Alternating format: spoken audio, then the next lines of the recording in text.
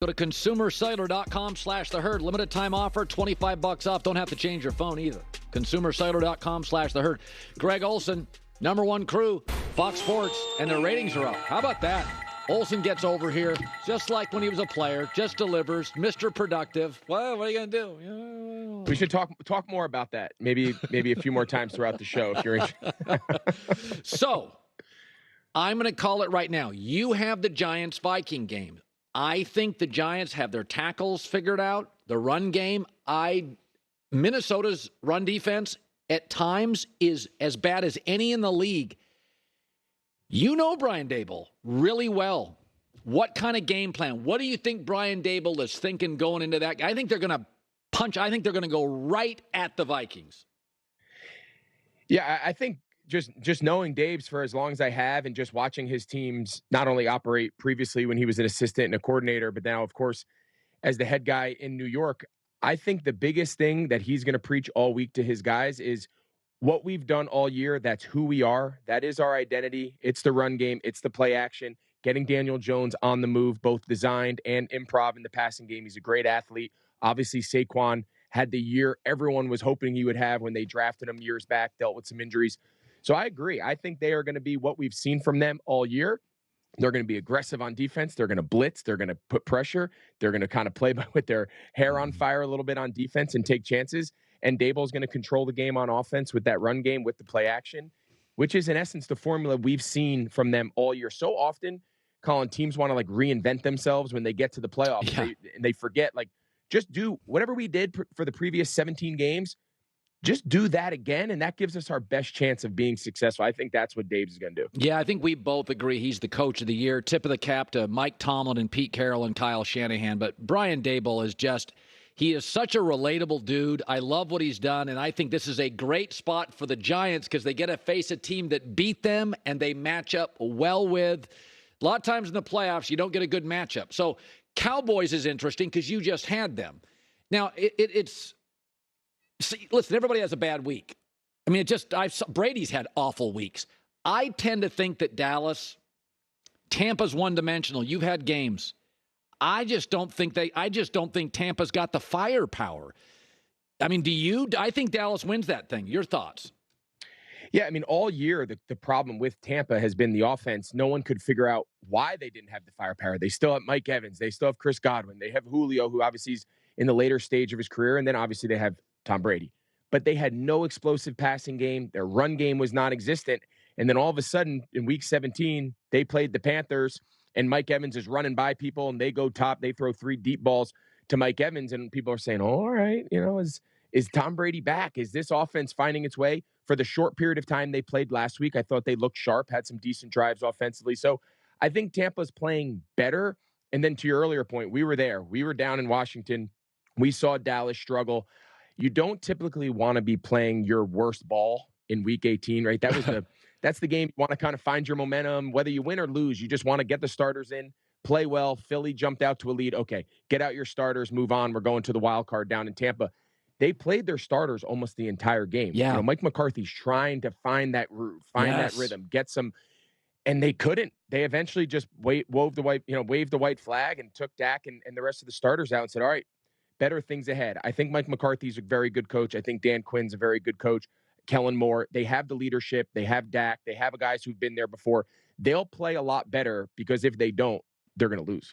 So you were with the Seahawks for a year. We talked about how detailed Pete Carroll was. Now, they have 2 firsts, 2 seconds, 2 fourths. They got a lot of draft capital in the Russell Wilson trade. My guess is they're never going to have a top 5 pick again in the recent the next 5 years. The team's got too much young talent. I think they're going to take a quarterback and then put him behind Geno for a year. But I could see Pete saying, I want to go get 2 defensive starters. I want to do. No doubt. You tell me, Geno led the NFL in completion percentage. Geno was top 5 passer rating. They don't match up with the Niners. Pete, what is your gut feeling on what they do with those 2 first-round picks? Or do they go get a quarterback later? I think the big question is what what I think they want to bring Geno back. I think he's earned it. You can make an argument he's comeback player of the year. Granted, he's not coming off injury, but he's just kind of resurrected his career. Geno is arguably the story of the year in a lot of ways individually for what he did out in Seattle in the year he had, especially filling in the shoes of Russell. I think the question is, how much do you have to pay him? If you can get Geno Smith on a long-term contract because the market is a little soft, or and you can get him for 20 million, 25 million when the going rate for elite starter is 45 plus, I think you lock in Geno. I think Geno has shown he can push the ball downfield. They generate a ton of explosive plays with DK and Tyler Lockett. He's run that offense arguably better. The passing game is better than maybe it's ever been. You mentioned all the draft ammunition. Now, all of a sudden, you're Pete Carroll. You can get in the top 2 rounds, 4 quality starters. First and second round picks have to be starters. You can get 4 of them, and if none of them have to be your long-term quarterback, that's how you can build your team for the long haul, and you're not paying your quarterback 45, 50 million. It's a good position to be in if you're Seattle, and if they can get Geno back long-term at a reasonable starter rate, I hope he breaks the bank personally, but if they can get him back at a fair, kind of tier 2 level quarterback and lock that in long-term, I think that sets them up really well for just continuing to acquire talent and build the roster. 3 straight years, Aaron Rodgers, who we know is gifted, has had bad fourth quarters at home in crucial games 3 years in a row. And I don't think the Packers want to move off him. But as you age, as you did, generally when you age, you have to be more committed to rehab, more committed to film study. You can't just, your athletic ability, it tapers. And I think what Green Bay looks at is, listen, Burrow, Herbert, Mahomes, Allen, Hurts, they live in the building in the offseason, and they're in their athletic prime. I think they want more commitment from Aaron. I don't think they want to go younger. I think they want him back. But I think it kind of, when he wouldn't come to the offseason for Romeo Doubs and Christian Watson, they're thinking, Aaron, come on, they're rookies. We need you here. Would you be shocked if they just said, listen, we love you, but we can get picks. We're going to give Jordan Love, who looked pretty good last time we saw him. Would it shock you if they moved off Aaron? It would. I'll be honest with you, Colin. I think it would shock me. I think teams realize just how hard it is to not only find a quarterback, but then go through the process of potentially finding another one, right? Green Bay has been very stable at quarterback for decades, and they're one of the few teams that's been able to do that. I mean, you look at what Pittsburgh's done. Roethlisberger out. It looks like Kenny Pickett is that guy for the next decade plus, at least based off this year. That is so hard. Teams go decades without finding a quarterback. We did the Washington game here in Carolina, like just constant guys in and out of that position. So I think that's a huge gamble. Unless they are just totally sold that Jordan Love is that guy and there's no question in their minds. I think the concern every ownership group, every personnel group has is we have a guy that we know is an elite. He's a first ballot Hall of Famer. He's one of the best to ever do it. He's still playing at a high level. He doesn't look slow. His arm still looks as live as ever. Do we roll the dice when we know it is not a foregone conclusion that we're going to replace this guy because we want to continue to win? Matt LaFleur does not want to come in here and now go back through a rebuild after setting records in his first 3 years of coaching, winning 13 games. I would be absolutely shocked if they do it. I understand the haul they could potentially get. We just talked about what Seattle got for Russell.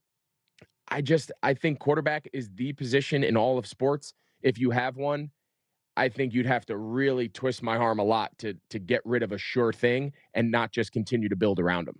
So you had some Philadelphia games this year, didn't you, Greg? Yep. You had 2 or 3 of them at least. Yep. Lane Johnson's not playing. Hurts is dinged up. I look at him and I think early in the year they were healthy and didn't turn the ball over. Now they're dinged up and they're turning it over. It's very hard to play great football 16 weeks in a row. Like, you become different teams. How do you feel about Philadelphia today? How do you feel? I still feel pretty good about him. We saw him on Christmas Eve, albeit they lost. That was when Gardner Minshew started the Christmas Eve game down in Dallas. Close game, came right down to the end. Some turnovers, some picks and fumbles and whatnot. But they have a really good roster. If Jalen Hurts now with the bye week to get really back healthy, last week he kind of came out in week 18 and knew he just had to check the box, walk off the field as a winner, forget how we played, doesn't matter, get the win, we get the bye, we move on. to the divisional round. That's exactly what happened. I think he'll be 100% in 2 weeks. He'll be back flying around. You mentioned Lane Johnson. That's a big one. He got hurt in